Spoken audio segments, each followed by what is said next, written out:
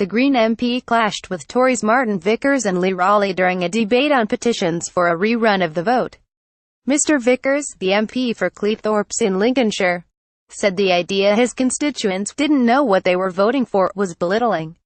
He said Remainers who made this claim ultimately had little regard for the British public.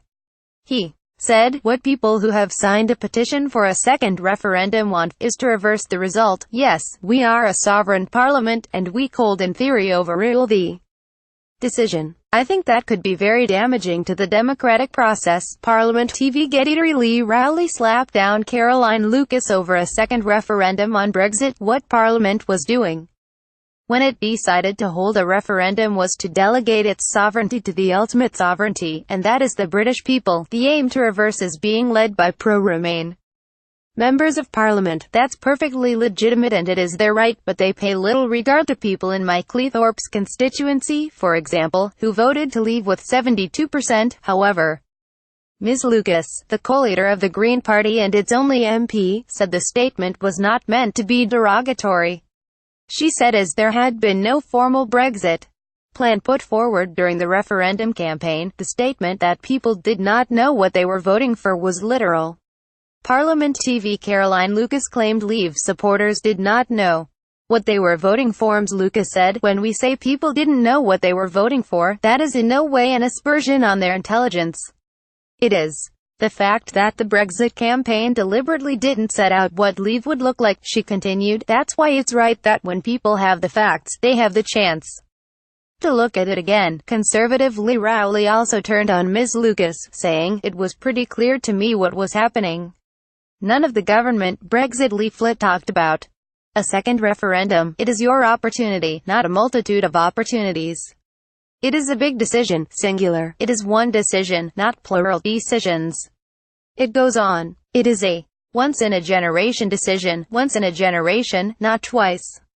The government will implement what you decide." Parliament TV Martin Vickers said Remainers showed contempt for his constituents. "It was absolutely clear to me coming through my letterbox in North Derbyshire what was happening. I reject totally and completely the notion that people do not understand what they are voting for.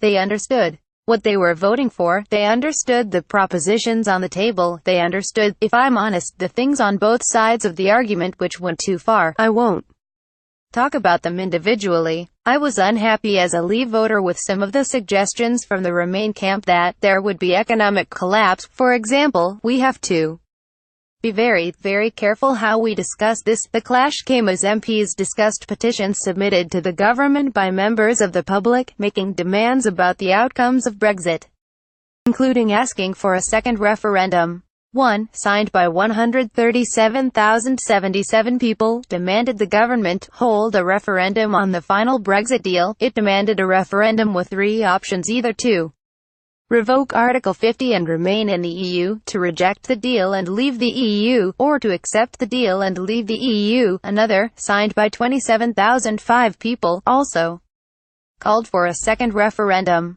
It was closed before the June general election as Parliament was dissolved. On the other hand, another petition signed by 13,861 people demands the government should dismiss calls for a second referendum, as the question was settled in June 2016. The final petition discussed by the Petitions Committee said the government should reject all demands from the EU for penalty charges for Brexit, and was signed by 10,462 people before it was closed due to the general election.